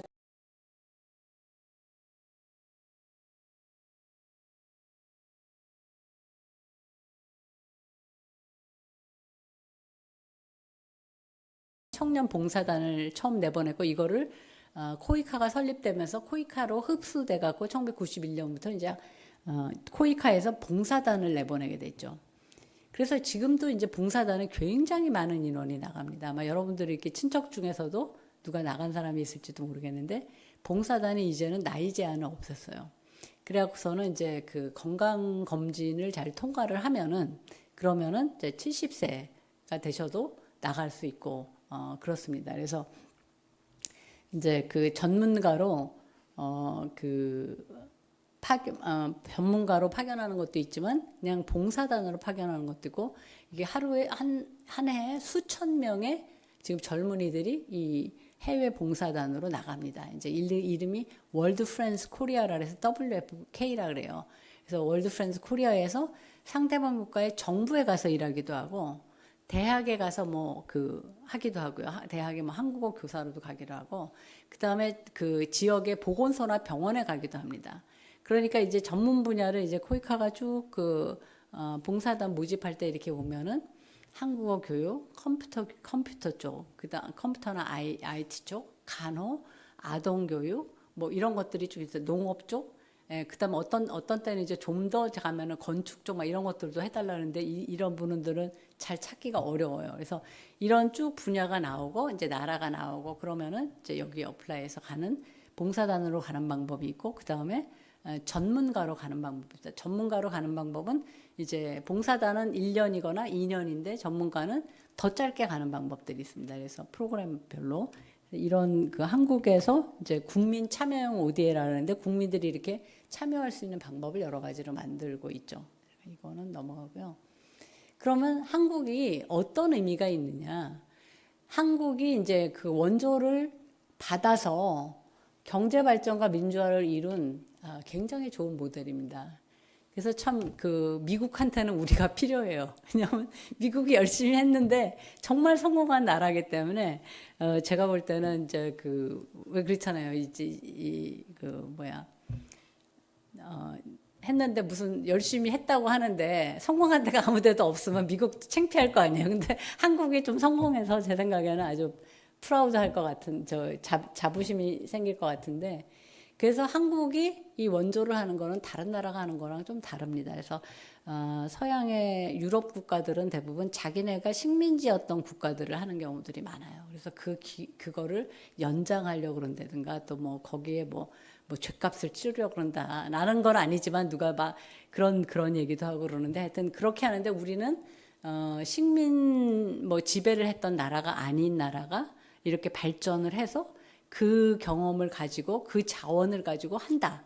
그랬을 때 이런 어떤 상징적인 의미 이런 게 있고요. 그 다음에 개도국에 우리가 무역이라든가 이런 거 굉장히 지금 의존적이잖아요. 우리가 자원이 없는 나라니까 또 수출은 또 얼마나 많이 합니까?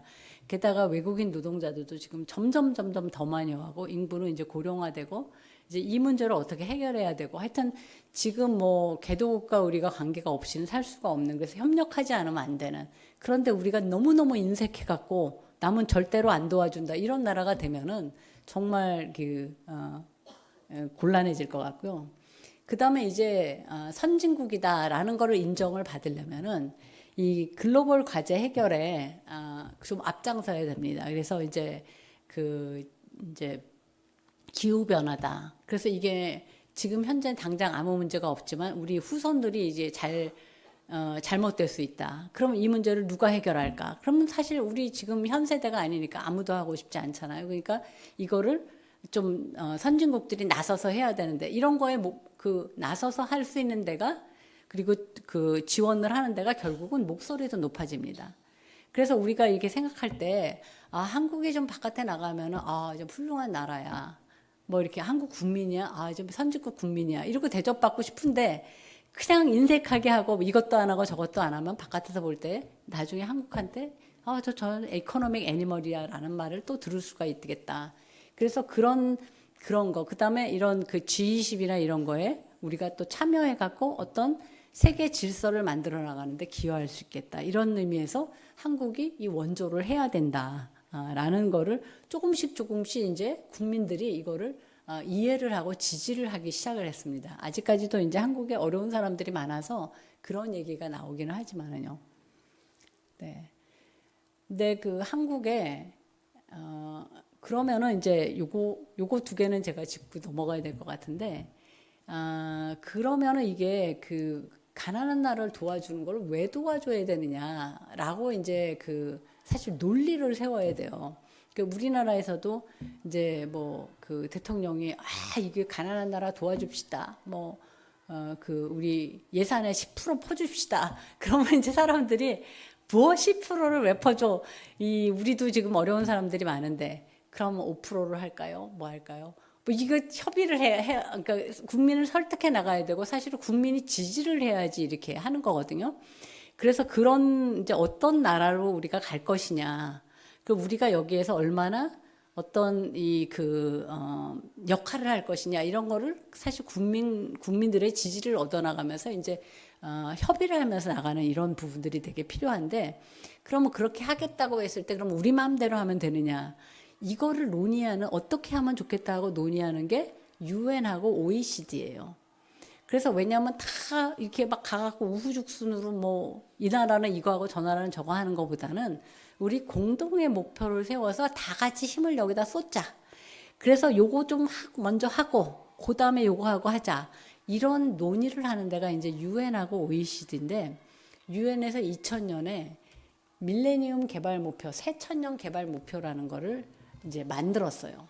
그게 뭐냐면은 우리 딴 거보다 이거 그냥 좀 열심히 하자. 이거 열심히 하자. 근데 그게 뭐냐면 첫 번째는 절대 빈곤을 반으로 줄이자. 그 다음에 두 번째는 적어도 초등학교는 나오게 하자. 모든 사람이. 세 번째는 이 양성평등, 여성 능력을 좀 높이자. 네 번째가 아동 사망률을 감소하자. 5세 미만의 사망률을 3분의 2 감소하자. 그 다음에는 이제 임산부입니다. 그래서 모성보건 증진해 갖고서는 임산부가 죽는 아이 낳다 죽거나 아니면은 이제 임신 중에 죽거나 그러는 거를 산모 사망률을 4분의 3 감소하자. 그다음에 HIV, 에이즈, 말라리아 이런 것들을 이제 퇴치하고 전염 비율을 좀 낮추자 하는 거. 그다음에 지속 가능한 환경 확보인데 이거는 하면 안전한 식수, 그다음에 화장실, 위생시설 이런 거를 좀 갖게 하자라는 거고 마지막 8번이 이런 걸 다 해주기 위해서 우리 파트너십을 잘하자. 선진국가, 개도국가 이런 게 있습니다. 거기 파트너십 할 때는 원조도 들어가 있어요. 근데 이게 그러면 왜 만들어졌느냐? 아니면 그리고 어떤 의미가 있느냐 할 때 여태까지 2000년 전까지는 뭐냐면은 우리나라가 얼마 줬어 이것만 했는데 여기서부터는 뭘 달성했어. 이게 결과를 측정하는 걸로 가는 겁니다. 그래서 결과를 측정해서 이거를 해봤더니 상당히 한 달성은 못했지만 그래도 상당 부분 달성이 되더라는 거예요. 그래서 이제 그때 유엔 사무총장이던 반기문 사무총장께서 와, 이거 이제 15년 더 해야겠다. 그래갖고 2012년부터 사람들한테 다음의 목표는 어떤 걸 하면 좋겠냐 그러고 전문가들도 모으고 또 홈페이지도 100만인의 목소리 해갖고 홈페이지도 만들어서 사람들이 일반인들도 막 거기 목소리 해갖고 그 다음에 또 만들었습니다. 그래서 만든 게 이런 목표예요. 그래서 지속 가능 개발 목표 혹은 지속 가능 발전 목표라 해서 이렇게 17개 목표를 세웠습니다. 17개 목표를 세웠는데 이게 너무 많아갖고 세부 목표들도 169개나 있어서 야 이거 누가 다 하지? 무슨 돈 갖고 하지? 막 이런 것도 고민이 돼갖고요. 사실 이거 돈은 어떻게 할까? 그래서 이거 돈을 모으기 위한 또 회의도 하고 그래요. 그러면 여기에 이제 그 원조 기구 그러니까 원조 기구만 오는 게 아니라 원조를 받는 데서도 오고 시민단체들 이런 민간단체들 또 해요. 그럼 민간단체가 왜 하느냐? 민간단체가 하는 돈이 원조 기구가 전체 하는 돈의 10%가 넘어요. 그러니까 이게 작은 돈이 아니거든요. 그리고 이제 특히 이제 게이츠 파운데이션, 빌 게이츠의 게이츠 파운데이션 같은 데는 호주가 1년 동안 원조하는 것만큼 그 재단 하나가 해요. 그러니까 이제 민간을 이렇게 빠뜨릴 수가 없는 거예요. 그래서 민간 단체도 다 모여라 그러고 이제 참석하게 하고 또 그 기업들도 갑니다. 상공회의소라든가 우리 지금 이제 그 정경련 환경협으로 됐지만 이런 데라든가 이렇게 경제인 협의체들 같은 데서도 이제 많이 갑니다. 왜 많이 가냐면은 이제는 이게 정부만 해서 될 게 아니다. 민간도 기업도 다 이런 거에 좀 같이 협력을 하자 그래서 개도국에서는 이게 많이 알려져 있어요. 근데 선진국에서는 이게 알려져 있지 않은 경우가 있어요. 그러면 전에 MDG랑 뭐가 다르냐면은 1번부터 6번까지는 거의 같습니다. 근데 이제 여기에 환경이 들어가 있어요. 왜냐하면은 이제 아까 기후 변화라든가 그걸로 인해서 만약에 우리가 이제 더 이상 살 수가 없게 되면 이 문제를 어떻게 하느냐. 이건 개도국 선진국 할 거 없이 전부 지켜야 된다. 그래서 이제 들어간 게 뭐냐면 7번에 그 에너지, 청정 에너지 그런 문제. 그 다음에 11번에 지속 가능한 도시와 이제 그 공동체. 그 다음에 12번에 책임 있는 생산과 소비. 그리고 13번에 기후 행동, 기후 변화에 대해서 행동해야 된다. 14번에 물 밑에 사는 동물, 생물. 15번에 땅 위에 사는 생물. 그래서 이건 생물 다양성. 이렇게 환경 문제가 들어갔습니다. 그래서 환경 문제가 들어가고 그 다음에 8번, 9번이 경제 발전이 들어갔어요. 그래서 전에는 이제 사회 발전만 얘기하다가 바깥에서 지원해 갖고 사회 발전을 하면 끝이 없다. 자기네가 경제 발전을 해야 된다 결국. 그리고 좋은 일자리를 만들고 인프라를 지원해 줘야지 된다. 그래서 8번, 9번이 들어갔어요. 그러다 보니까 기업들이 여기에 그리고 하나 더 하면은 이제 10번이 뭐냐면 불평등이에요. 이 불평등을 어떻게 줄일 것인가. 그다음에 16번은 뭐냐면 이거를 잘 알아들어야 평화가 무너지면 다 헛거다. 그래서 평화. 그다음에 제도를 만드는 거, 정책을 만드는 거 그런 것들이 16번에 들어가고 17번에 여전히 파트너십 원조라든가 뭐 이렇게 공정한 무역을 한다든가 이런 것들이 들어가 있습니다. 그래서 여기에서 이제 이게 굉장히 많이 넓어졌는데 이게 기업들도 할 일이 생긴 거예요. 이제는 기업들도 이런 것들을 이제 잘 알아야 되고 자기 기업이 이런 거를 달성하는데 기여를 하는지 아니면 오히려 이거를 해를 입히는지 이런 것들까지도 지금 얘기가 되기 시작했어요. 그래서 여러분이 가끔 이제 신문 보면 ESG를 합니다. 우리은행이 ESG를 합니다. 어쩌고저쩌고 많이 나와요. 그게 뭐냐면은 environment, 그 다음에 social governance거든요. 그래서 이게 기업들도 이제는 비즈니스를 할 때 막 돈만 버는 게 아니라 이거 지속 가능한 사회를 만들기 위해서 환경과 이 사회적인 기여를 해야 된다. 이게 이제 ESG거든요. ESG 경영이라 그래요. 그래서 이제 잘 보시면은 ESG라는 얘기가 많이 나오는데 앞으로는 투자하는 사람들이 이렇게 이제 이런 것까지 보고 투자하겠다. 뭐 이래갖고서는 이제 그런 얘기들이 나오고 있어요. 그래서 어쨌거나 세계적으로 유엔이 이런 걸 하면은 다른 나라들도 그러면은 우리도 할 때 여기 맞춰갖고 하겠다.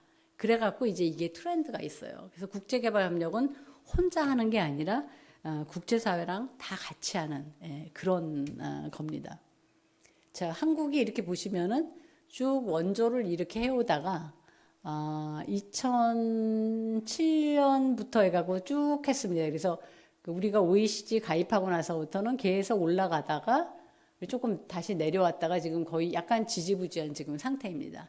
그래서 앞으로 그러면은 다른 나라 얼마나 하느냐 이렇게 합니다. 그래서 우리나라가 1번이 미국, 그 다음에 독일이에요. 독일이 이제 메르켈 총리가 있을 때 그 코비드 19에 대해서 엄청나게 이거 지원을 하기 시작했고 우리는 이제 그 0.7% 이상 하겠다. 이게 0.7%가 뭐냐면 유엔이 부자 나라들은 국민 소득의 0.7%는 좀 가난한 나라를 위해서 써라. 그러고 한 게 기준이 0.7%인데 그냥 독일이 그럼 0.7% 하자 그래갖고 한 4, 5년 전부터 0.7%를 넘어갔어요.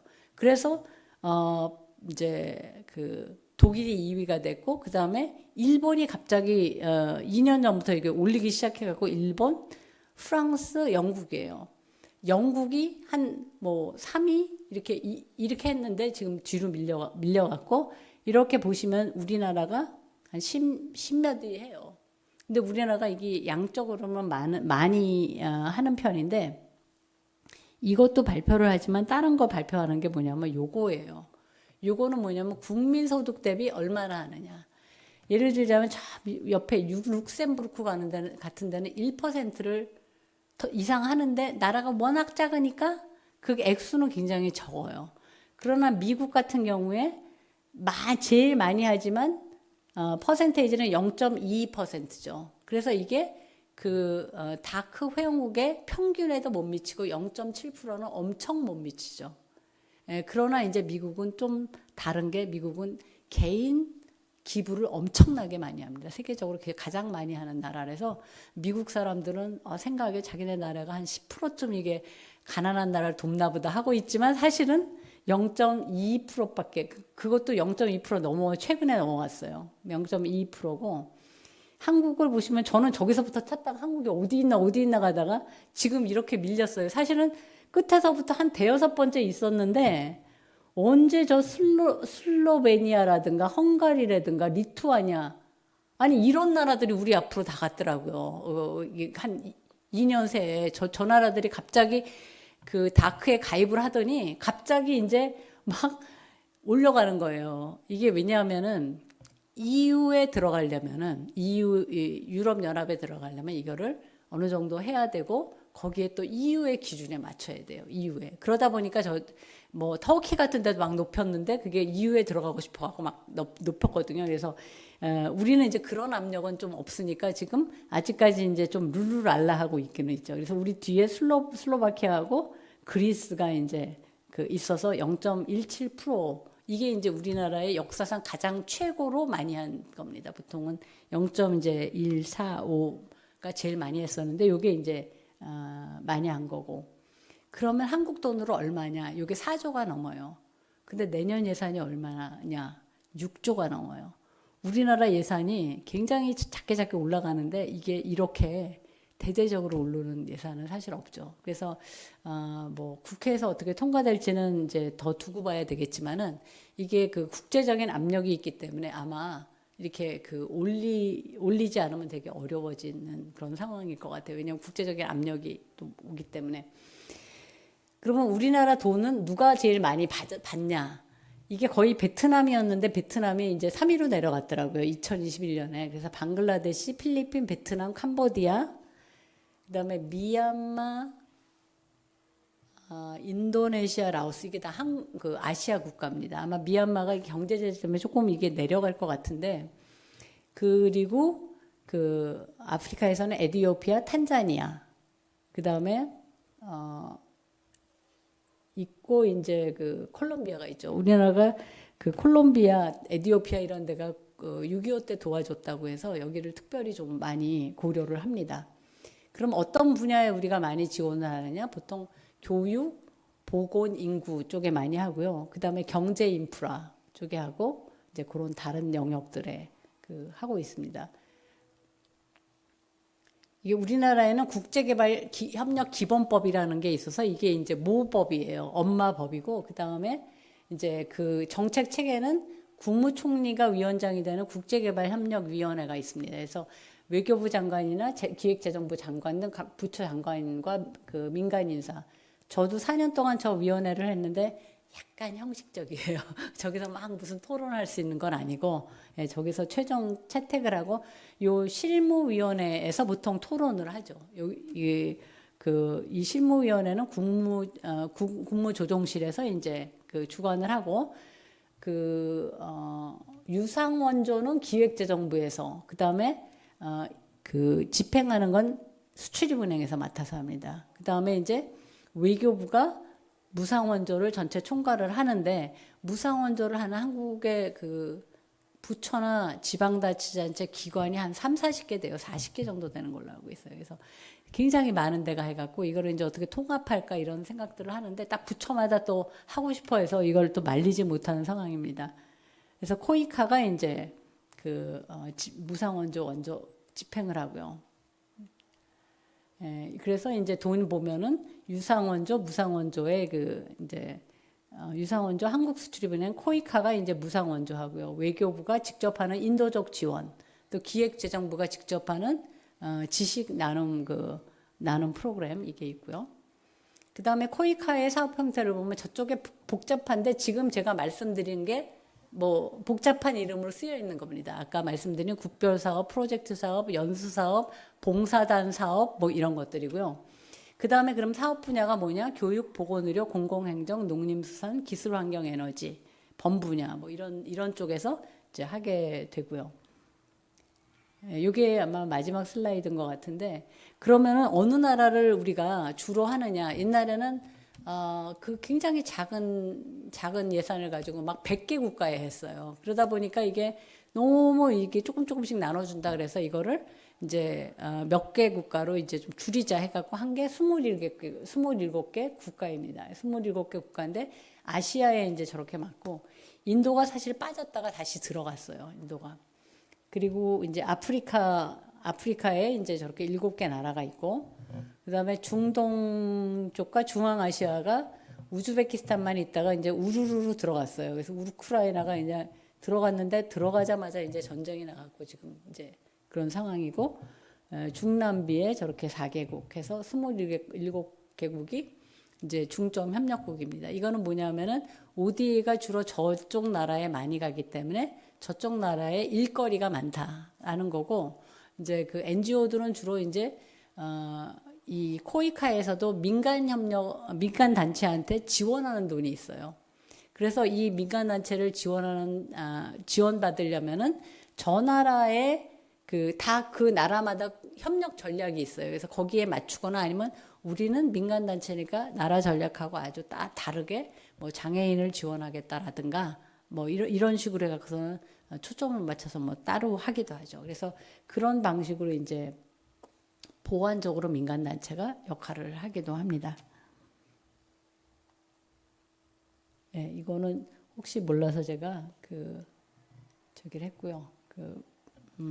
참고한 저겁니다. 이게 약간 여러분들이 갖고 계시는 저번에 제가 봄에 했던 거랑 지금 이제 다시 통계가 다 바뀐 것들이 있어갖고 제가 약간 업데이트를 한 거니까 이게 필요하시면 한 목사님께서 주실 것 같습니다. 너무 하고 보니까 되게 몸이 건조하게 한 것 같아서 저 원래 되게 감정 폭발해 갖고서 말 자주 하는데 이렇게 너무 몸이 건조하게 하고 끝난 것 같지가 않은 기분이 듭니다. 근데 다 끝났습니다. 감사합니다. 혹시 질문 있으세요?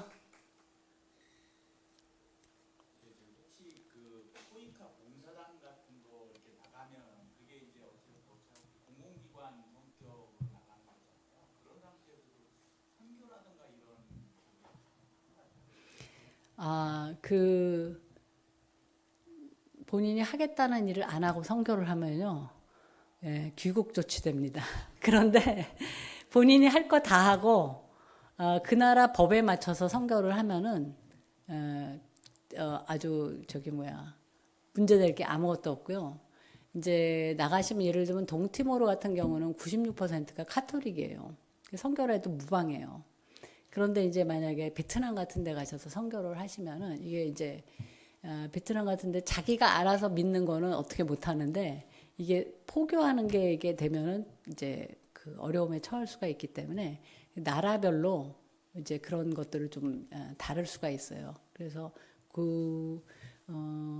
저는 이제 제가 미국에서 살 때 초교파 교회를 다녔는데 제가 한국 교회하고 조금 다르다라고 생각하는 거는 선교사님들이 가끔 와서 이제 선교 보고를 해요.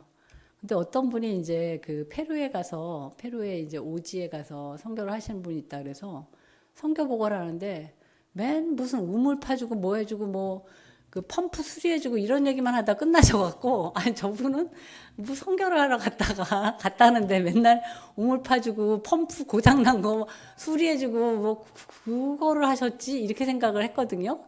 근데 그 교회는 이제 평생을 그분이 그런 일을 하실 수 있도록 지원을 하고 그런 가운데 생활을 통해서 어떻게 선교를 하고 이제 기독교를 전파하느냐지 거기에서 뭐 교회를 몇 개 잡느냐 사람을 몇 명을 이제 본어게인 거듭나게 했느냐 이거는 따지지 않더라고요. 그래서 굉장히 독특하다 그랬는데 우리나라에서도 토레이 신부님이라고 대천덕 신부님 아버님이 토레이 신부님이 대천덕 목사님인가요? 하여튼 토레이 신부님이 계셨는데 이 분은 선교사를 해야 되는데 어떻게 할까 하다가 그 의수의족 제작하는 거를 배우셨어요.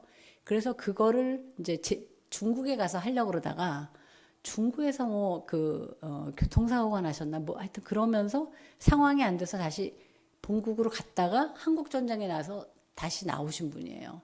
근데 저희가 이제 베트남의 의수의족 지원하는 프로그램을 하고 나중에 베트남 장애재활 센터를 만들어서 그거를 이제 운영하다가 이제 현재 넘긴 게 있는데 그분이 이 사업을 이제 제안을 하셨어요.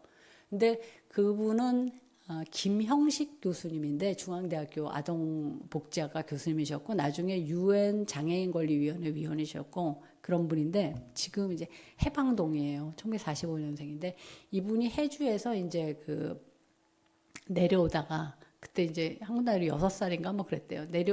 부모님하고 내려오다가 폭격을 맞아서 부모님 다 돌아가시고 이분이 왼손을 잃어버렸어요. 그래서 눈을 떠보니까 무슨 병원 군인들 거기 사이에서 긴급 이제 치료를 받고 그리고 이제 내려가서 대전에서 소매치기를 하고 뭐 거지도 하면서 막 그 나쁜 사람들하고 좀 해가고 소매치기를 대전역 근처에서 하다가 어떤 사람이 이제 이게 뭐 끌어갖고 할 수 없이 이제 따라갔는데 그게 토레이 신부님이고 토레이 신부님이라서 저녁 보니까 애들이 많더래요. 저녁 때 자는데 보니까 막 다리도 이렇게 벗어서 올려놓고 막 이래서 보니까 의족을 하고 있는 거예요. 그래서 그분도 이제 거기에서 자라서 호적도 없었는데 거창고등학교에 보내졌고 그 다음에 그 거창고등학교에서 나중에 중앙대학교에 이제 전액 장학금으로 가고 중앙대학교에서 나중에 이제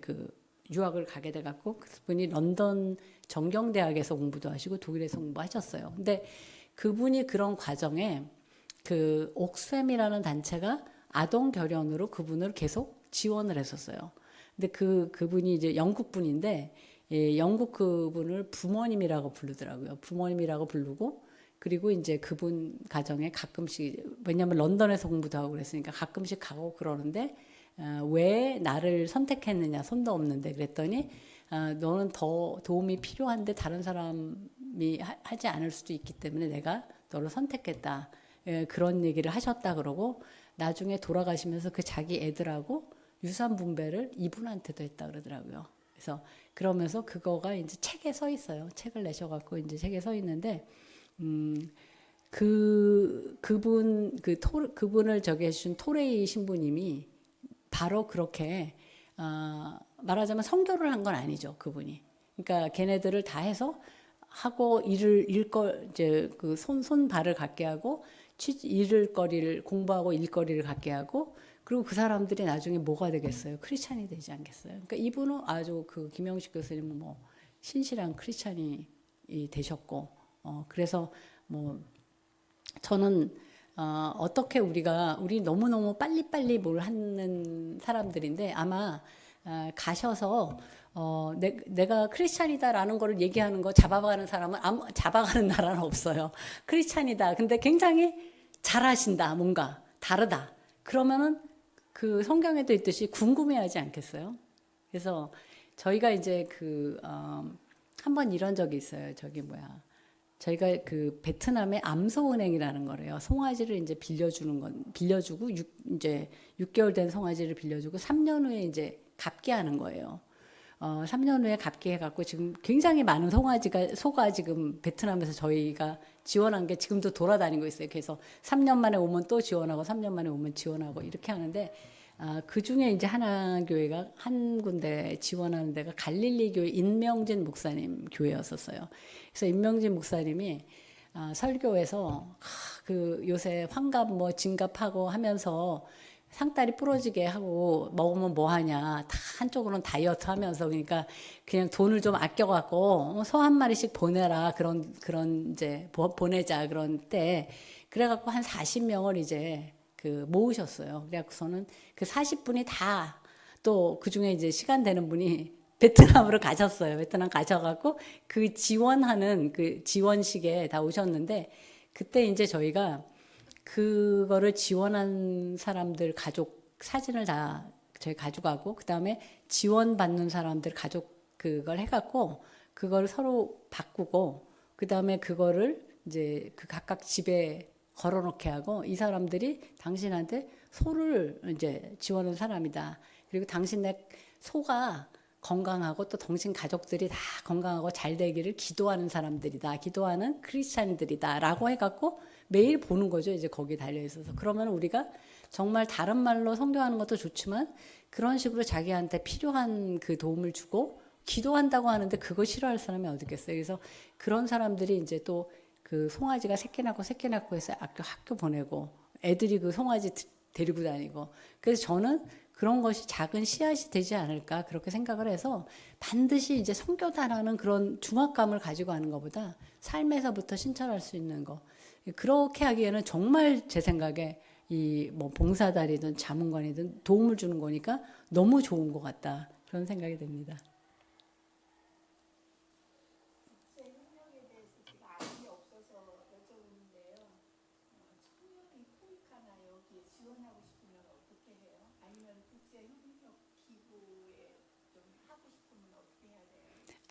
그 국제협력 기구하고 이제 국제협력단이 있는데 저는 우선 국제협력이 뭔가를 좀 그 공부를 해야 될 것 같아요. 근데 공부 가르치는 게 되게 많아요. 공짜로 그것도. 그래서 아까 목사님이 이런 강의를 듣기 어렵다 그러셨지만 사실은 유튜브에 보면 되게 많아요. 많아요. 그래서 이렇게 국제협력이란 무엇인가. 그래서 이제 뭐 중고등학교한테 학생들한테 이렇게 얘기하는 것도 있지만은 코이카에서는 이제 구체적으로 이 국제협력이 뭐라는 거를 좀 이렇게 체계적으로 가르치기도 하고요. 그리고 이제 만약에 그 봉사단에 가고 싶다면은 봉사단이 어떤 게 있나를 이제 그 코이카에 찾아보면 돼요. 봉사단 가는 방법은 코이카가 직접 하는 게 있어요. 이거는 코이카가 수요 조사를 해서 여기서 뽑아갖고 보내는 거예요. 한 1년 혹은 2년. 대부분 2년 가요. 그게 있고 또는 NGO 이런 그 민간 단체가 활동하는 거는 이거는 코이카에서 돈을 주지만 이거는 이제 각 단체들이 뽑아요. 이거는 이제 협의체가 있는데 이런 걸 하는 협의체가 KCOC라는 게 있는데 거기서 또 이제 뽑기도 해요. 그래서 그 다음에 그런 것들을 이제 가면은 다 가기 전에 다 트레이닝을 시켜요. 가서 뭐 안전은 어떻게 하고 뭐는 어떻게 하고 해서 이 트레이닝 시키기 때문에 그걸 충분히 받고 가요. 보통 한 2주 정도씩. 그래서 그런 거는 이제 그 아마 권사님보다 젊은 친구들이 자기네들이 더 잘할 수 있을 것 같고, 이제 그 많은 유튜브에서도 나와 있기 때문에, 네, 네, 예, 네, 하여튼